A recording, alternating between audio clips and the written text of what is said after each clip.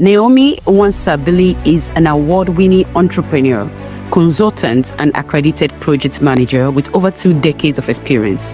Her work centers on using innovation to create a positive impact across health, agriculture, and development.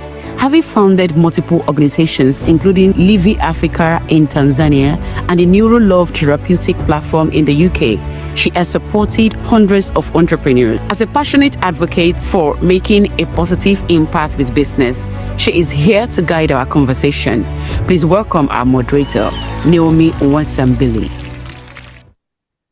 Right, Naomi, I will be a little bit strict on time this time. So you have 30 minutes for your session. So it starts at 1:27. So over to you now. Okay, thank you very much. And it's a delight to be here to facilitate the first session around society and specifically resourceful society. As introduced, I'm Naomi Mwasambili. I'm currently in the south of Tanzania, and I run a company called Livy Africa, where we work on agricultural value addition. I'm here. So we have a belief that Africa is not just a hub of raw materials, but actually is a hub of opportunity and also the ability to provide, manufacture, and create sustainable, premium, high quality products that can be used within our local environments, but also exported as well. And through our work here, that's what we are focusing on. We work on the cacao value chain. We grow cocoa here. So we have a chocolate brand called Mwakah Chocolate. We work in organic farming. And I think this topic is very fitting because, we're in a very, very challenging global environment at the moment. And everybody's focus is on Africa. And historically, it's been about extraction. And I think now it's still about extraction, but now it's about how we can think about ourselves in a very, very different way. And hopefully this topic and this conversation will allow us to think about how our people, the planet and our natural resources and our social resources can be mobilized and utilized to really support the young people within our communities. And our average age here in the Southern Highlands is 17. And across sub-Saharan Africa, it's under 20. So our young people are our future as well. So I'm delighted to be facilitating and moderating this session with some great speakers. We have Vivian, Michael, and Tizzita here. I will ask you to do an introduction to yourself while also answering our first question. And as we're talking about resourceful society, we want to explore ways beyond financial resources. We know that it's important, but looking at human resources, natural resources, and also social resources. And hopefully today you will go away with a different frame of thinking and some action points that you can take in your work as well. So the first question goes out to everybody. Because it's quite an abstract concept. What does a resourceful society look like for you? And I'll start with Vivian.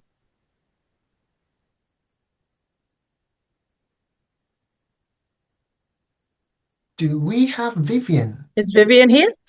Yes, because I can't seem to see. I've not seen her. So I'm asking the team. Oh, yes. Oh, well, I think... Yeah, okay, well, I just got the notification she's not yet here. No problem. Should we move to Michael then? So, yes, let's go to Michael. Yeah, Michael, what does a resourceful society look like for you? Hello, everybody. Thanks so much for having me here. Naomi, good to see you. And yeah, my name is Michael McPherson. I'm the founder of the Aquarius Foundation, and my day job looks like partnering impact investors with investment-ready social enterprises throughout sub-Saharan Africa. And to dive into the first question, it's quite simple, actually, from my perspective and in my opinion. Resourceful society, in my opinion, looks like one that uses what it already has to solve its own problems, rather than waiting for outside resources or outside solutions. And to me, that means utilizing local talent. It means acknowledging and valuing indigenous wisdom. And it also means the solutions are actually coming from the community in which the problem is rooted. So it's coming from within. And if I look at my portfolio of social enterprises that I work with, I can see this all over the place. I have an organization that's based here out of South Africa. They're taking unused land and sunshine, which is arguably one of the most abundant resources we have, and they're building climate smart agrivoltaic hubs that grow food, that generate power, that create jobs all at the same time. Or another company I'm working with out of Rwanda, where they use smartphones, so something that we all have, we all carry, and they're delivering a 20-second health scan, AI health scan. So it evaluates your face, reads 9 different biomarkers, can assess your health just through your camera on your phone. And so they're taking one of the most widely available devices on the continent and using it to provide healthcare at a national scale. So in my opinion, those are really great examples of resourcefulness, which is turning local knowledge, local wisdom, really small amounts of capital into big impact. And yeah, we'll get into it, but the challenge of that can often be access to the right type of investment, especially those that help local solutions like this scale. Thank you. And you touched on, I think, 3 key areas of health, food, and power that are all areas of not only just social impact, but I think thinking about how we maintain and sustain communities in the world that's moving forward as well. And I think moving to yourself, Tizzita, what about your views? What do you perceive, or what do you think a resourceful society looks like?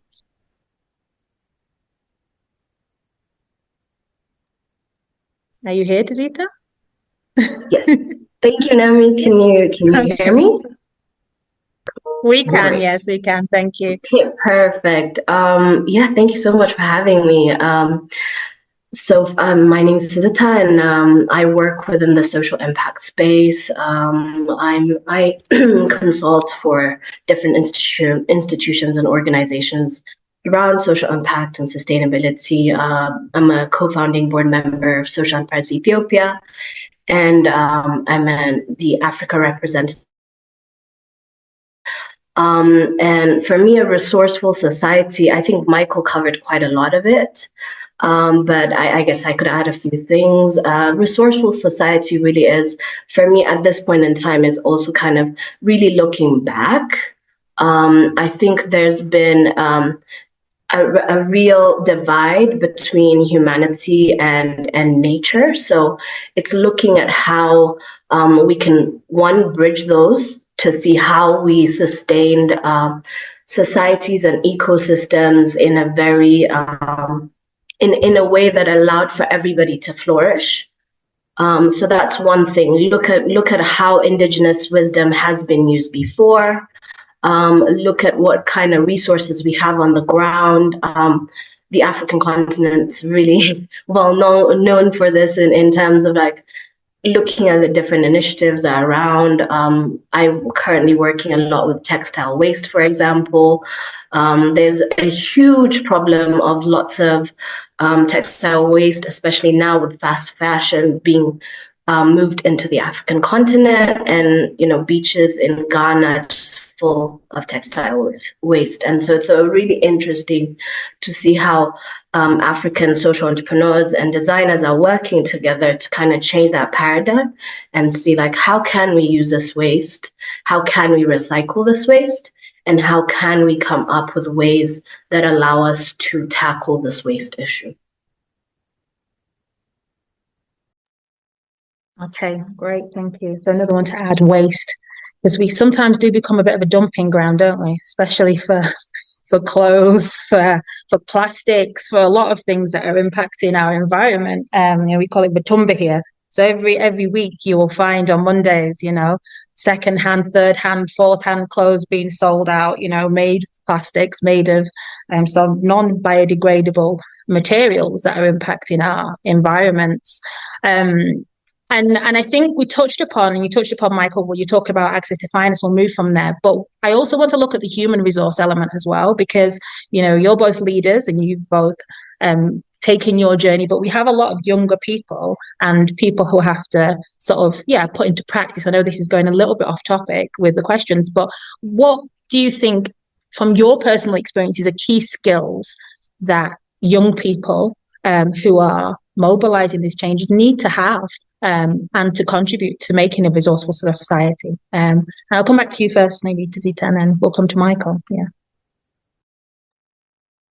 I think really it's, I think first it's a mindset shift. It's us kind of really, as young people, I consider myself young, still under 35. So really, if we look at it, it's a mindset shift. We need to start looking more at home and what we have as resources. We have, community. We have knowledge. We interact with each other. We understand each other's problems. There's a deep understanding of what kind of issues we have on the ground. And really, even though solutions might seem far off, it's really a mindset shift. If we look at, and in the end, really, if we look at for example, the business model canvas, we always kind of, or even design thinking, we start off with the problem. So already, if we understand the problem, then the shift in mindset is we are also those people who can create the solutions, because we have a deep understanding of what's happening. And then really like taking stock of our skill sets. Resources are not just monetary, resources are also social capital, for example. There's some places that you wouldn't really be able to access. I worked in Ethiopia for quite a while, and you need to build trust over time to be able to get things done. Recently, after almost 7-8 years of talking about policy in Ethiopia, social enterprise policy in Ethiopia, there's been a massive shift. But it took 8 years of trust building and 8 years of social capital. And so this is one mindset shift, and then just looking at ourselves as resources, and also kind of seeing money doesn't always have to come from outside of Africa, I believe. I think that we are very, very, very wealthy individuals. Maybe it might not be in the Occidental concept of monetary value, but we have wisdom, we have knowledge, we have community as well. So that mindset shift is also about what kind of resources can we mobilize within our communities. And yes, maybe people don't have $100,000 in their account, but maybe they do 10. And maybe like 10 times 10 is 100, and that can get us further, is what I believe.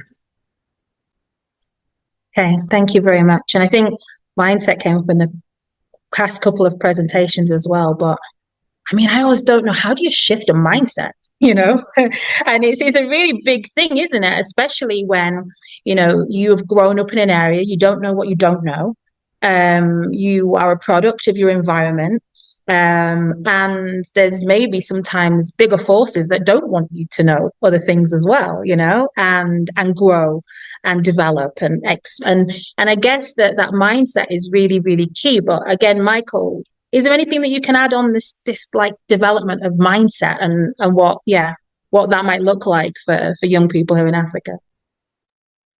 Yeah, well, I think Tizzita said it really well, and I guess I'm over 35, so I'm not young anymore, but I'll still try to speak to the topic. Creativity is a big thing, I think, is actually a resource. It's often overlooked.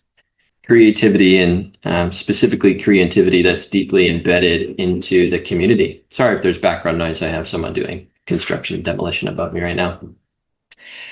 But actually, if you're going to start a business, whether you're looking from a social impact lens or not, you need to be deeply connected to your consumer or your customer. And how else will you do that if you're not in your community, understanding the problem you're trying to solve and the people that are experiencing that problem? So first and foremost, you should be your own best customer. You should be trying to solve your own problems. And two, be deeply connected to the community and the people, or the people that the problem that you're trying to solve, and asking them questions and including them on your board and bringing them into a room together and having them interact with your product and give you feedback. So that's one thing. And then, it's so easy to, pick up our devices and look to, let's say, the outside world for answers or look to what everyone else is doing and try to mimic that or get one step ahead of that. And I think if we can put these down and look for, instead of AI or social media influencers, real life mentors in our community. I think mentors is such a key aspect of how we actually change mindset, because one, they can speak from experience, but they can also initiate boys and girls into being part of a community through their own experience, right? Which is not to be limited by the past, but it's to be inclusive of it. So those are the only two or three things I would add. Thank you. Thank you very much. And I think, bringing AI into it is key, because I think everybody's become like this chat GPT expert, and like the number of like now statuses or comments I see with loads of these little emojis, you can sort of tell a chat GPT comment because it's got loads of like sometimes linked but random emojis connected within it. And when thinking about indigenous cultures, because everybody's become this same voice as well. Thank you. I think Vivian, you've arrived. And we were just talking about the sort of, resourcefulness of young people and what mindset and skills they need around shifting mindset. But I think we can move on. And, we all know that I think finance and other things are things that keep a society going. And we spoke about access to finance. And so, Vivian, I'll bring you in. If you can maybe just briefly introduce yourself while answering this question as well, and maybe some actionable points. Well, in thinking about access to finance, often, and we can see with a lot of statistics that African startups, African-led startups, are very much at the bottom of the league table, who in being able to access startup scale-up funding for different projects. So what does investment look like for a resourceful society that is led by young African youth? And how can they finance and start and sustain their businesses? What are the tools and tips you can give? Vivian, I'll bring you in if you're here. Hello, everyone. Thank you so much for the opportunity to be here and to talk to you all. Thank you. I do apologize for being a little bit behind. It was a time change issue. But anyways, I'm here. And I absolutely love this question. It's super important. So I'll just do a bit of an introduction about myself. So my name is Vivian Nwakah, and I currently work for Pfizer in digital innovation and implementation within the internal to the organization. But basically for the last 10 years plus, I lived in Nigeria, and I got a chance to build one of the very first VC-funded health tech companies in Nigeria called MedZaf. And MedZaf was one of the first like pharmaceutical end-to-end supply chain platforms. We built a controlled ecosystem to support access of affordable medications, quality of medications, as well as, just in improving that accessibility of medications across the entire healthcare ecosystem, which meant using technology to build solutions for hospitals, suppliers, logistics, intake, and even financial, the financial considerations. So an amazing experience. And now that I have closed that company, there is so many learnings, from the experience that, I'd love to just share, for those of you who raise your hand and say that you want to do something. Well, the first thing is that, especially when it comes to finances, when I started the company, or even I actually thought about starting the company and started doing actionable items towards building that company in 2015. We launched in 2017. So I was, living my life. It was a side passion to try to figure out how to solve one of the greatest, public health challenges across Africa, and so I will say that just to say it doesn't have to be that you have everything figured out immediately, or that your entry strategy, or that you have even the money. I didn't have that money. I didn't have the money to think about starting a company. I don't even think I had the connections with investors to think about starting a company. But I was very passionate that we deserved something better, that we deserved real medication, and that people shouldn't die, from fake medications. That was my passion. And so because I was rooted in that passion, I started to do actions towards moving towards trying to build this thing. It started to build momentum. And so the first key of money is that money is energy. It's not even actually, money is energy and it flows, right? And so that energy of taking a step forward and moving, it started to build and pull people towards me who were looking and surrounding me to see, can I fund this woman to do what she's doing? So, and then also a lot of my first investors, were my ex-boyfriend, people who I worked with, who I worked on projects with, even people that I worked with in Chicago. So it was like people around the world that I had a personal relationship with who have seen me do something and were inspired by my passion. Or it was random strangers, like my first investor, Yvonne Wassenaar, amazing. She's like one of the largest investors today in Silicon Valley. I met her and we connected on such a deep level over what I was trying to do that she sent that first check that created a momentum that opened up a lot of the US investors that I started to get to come into the situation. So it was my story. It was the story of what I was trying to do. It was the thought process about the fact that I didn't have everything figured out, but I was going to really put my effort to trying to figure this thing out. That's what got my first checks in the door.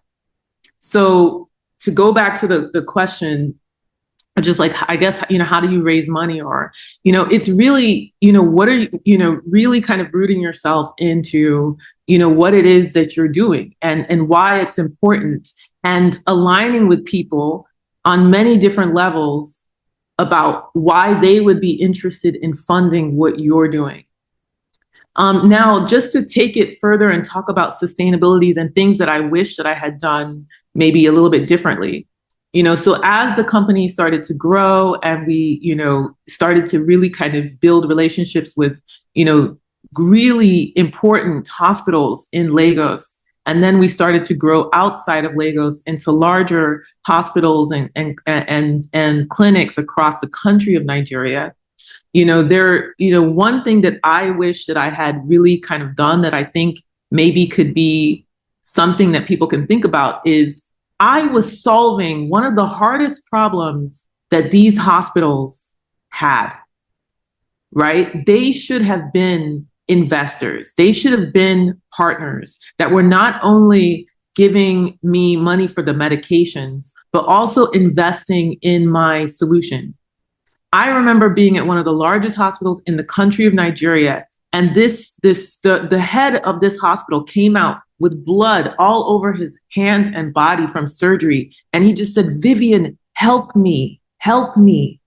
Imagine how hard of an issue that this must be, that the head of one of the largest hospitals in the country of Nigeria is coming out after surgery. He can't even wait. He can't even wait to wash himself. He is so stressed over this issue of medication procurement that he comes out. His company has raised millions of dollars globally, even. That hospital, they should have given me some. So how do you create a way that your greatest, clients can also become investors in your company? How do you create a vehicle for that? It's not only just the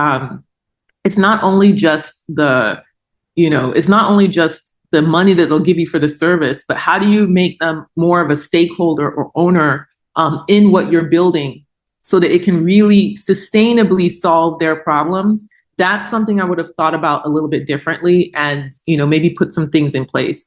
Same thing with other ecosystem players as well. I would have also looked at other people who I'm actually impacting their businesses so in such a strong way that I would have then figured out ways that they could sustain my business versus always looking externally like the US or Europe for investment. So I hope that answers your question. Yeah, no, thank you very much. It was a very in-depth, and I hear your experience through that as well, through sort of conceptualizing the idea, all the way through to running. And I think we don't always think about the stakeholders, we don't think about who can benefit from our existence. And that's one thing to start with. It's sometimes challenging here in Africa. I think it's easier to raise money for a wedding or a funeral than it is for a business, It's we get these WhatsApp group messages all the time, and then someone puts an idea for a business around, friends and family round, can sometimes be a challenge, in that realism of being able to get that starting investment, which often happens in other different places and other different countries as well. But I think the networks are so key. And I guess moving on, because I think we've got about, for this little section, we've got about 5 more minutes, and then we're going to move to a quick Q&A. But and Michael, I want to bring you in as well around just some of the views around investment. But if you're thinking about a young person who's in a village, who's got an idea, how do they, one, reach you? Also, we're in an environment at the moment where global shifts are changing. We talk about resourceful societies, but societies are becoming more insular. And, what is one practical piece of advice that a young person could go away with now to think about, resourcing, whether that's the human resource, the financial resource, some of the ideas that they may have within society. And I know this is about systems, but I think that would be really good for sort of one practical thing, at the end, if everybody could give, a brief perspective and view. So Michael, Yeah, of course. I know we're running short on time, so I have so much I want to share, and I'll narrow it down. If I had to give one piece of advice, it would be to not wait on validation or resources from abroad. I know that sounds like an oversimplification, but if you could just take that off the table and focus on what you can do now, that's going to set you up for success right away, because we talked about mentality before. That's going to change your mentality right away from waiting for something to happen before you take action to starting with what you have now, producing something that someone else will then notice and potentially want to invest in. So there's so many examples of the organizations that I work with, and I just want to give a few just because, they're the ones out in the field doing the incredible work. But this company in Rwanda, instead of waiting for brick and mortar hospitals to be built, she instead used smartphones and AI scans to deliver telemedicine and healthcare. So jumping the need for even massive physical infrastructure. It's just one example. I have another organization I'm working with that instead of waiting on commercial farming and slow moving national grids or industrial style farming, they're taking solar panels and regenerative agriculture, and they're turning unused land into food and energy hubs. So skipping over the old commercial centralized systems.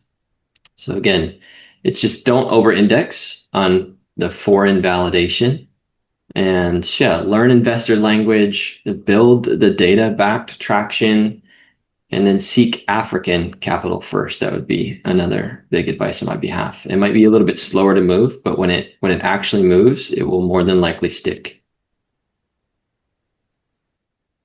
Thank you very much. And I think that's one thing that a lot of people do. They're seeking the validation and the ideas. And so sometimes that copy and paste mindset, instead of just looking locally, internally within, what is needed and what can be done in that first stage. Thank you. Thank you, Michael. Tizzita, how about you? Yes, for me, I think, you mentioned how societies are becoming more insular, and I think that there's also the shift in development and aid within the African continent, and actually globally. I think it's really important for us to look at each other as first as one thing I would look at is intra-African trade. How do we work together? What kind of things can we source from each other? Kenya is huge on tech, for example. How do we facilitate different startups providing tech services for other startups in different African countries as well? Labor is cheaper, as well as, we have similar cultures as well, and we can kind of work within those cultures easier.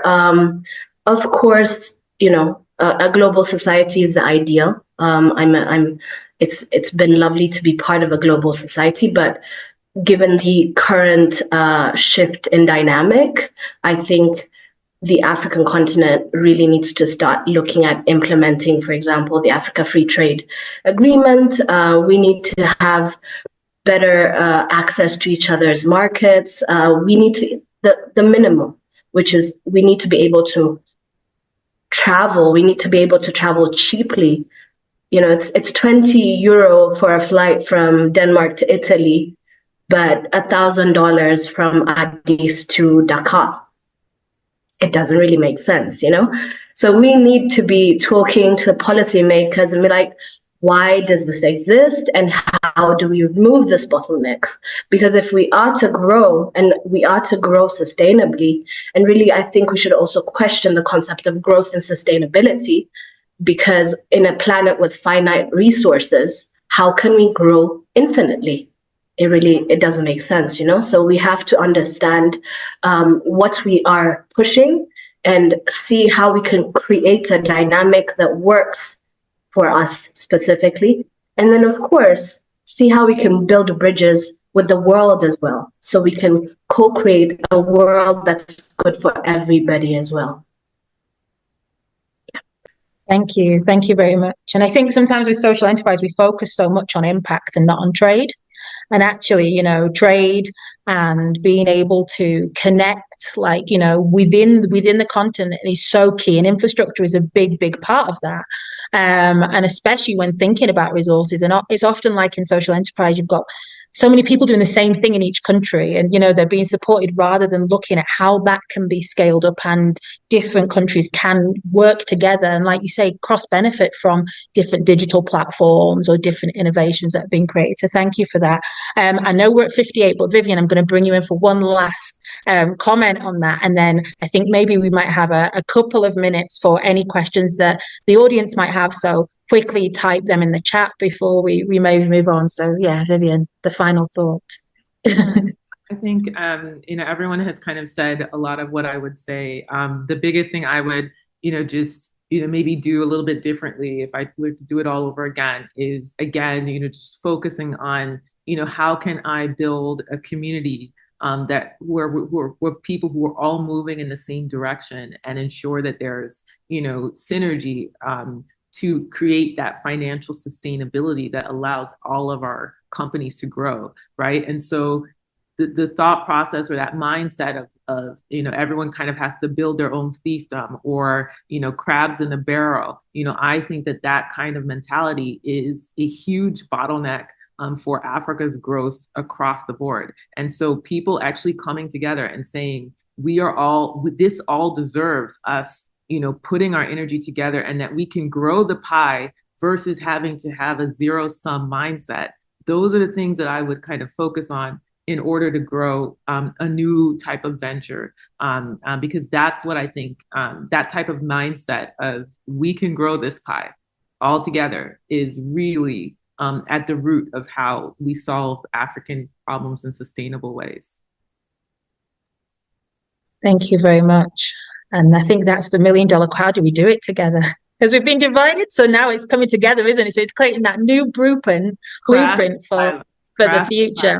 Yes, and technology allows you to build trust in the systems, and right. So we were coming from a place where, you know, you had to have real relationships in order to trust, but now we're building. Technology allows you, you know, to kind of create trust in ways that weren't available to us before. So by really doubling down on that trust and that we can build in technology, that make it easier for people to start to work together in ways that they're not normally used to working together, I think. Brilliant. Thank you very much. Thank you. So there's lots of food for thought there from the discussion. Thank you, everybody, for contributing. I don't see any questions in the chat. I'm sure Ade is going to come on and say, that's a good thing. We can maybe move on and keep to time. But I will pass back on to Ade, and thank you very much to everybody for listening.